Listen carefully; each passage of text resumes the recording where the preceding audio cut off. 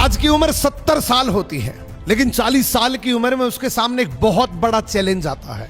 बाज जब 40 साल का होता है तो उसके पंख इतने भारी हो जाते हैं जिससे वो उड़ नहीं सकता।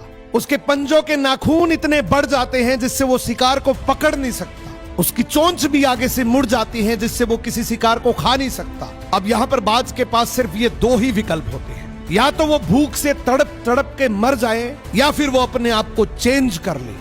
बाज यहाँ पर चेंज को स्वीकार करता है और पर्वत की सबसे ऊपरी चोटी पर जाता है। सबसे पहले अपने पंखों को नोच नोच कर निकालता है, जो बहुत पेनफुल होता है, लहूलुहान हो जाता है। उसके बाद अपने नाखूनों को पत्थर से रगड़ रगड़ के छोटा करता है। और सबसे ज्यादा दर्दनाक तो तब होता है जब वो अपनी ही चोंच को पत्थर पे जोर जोर से मारकर आगे से तोड़ लेता है। ये सब करने के 6 महीने बाद एक नया ईगल जन्म लेता है।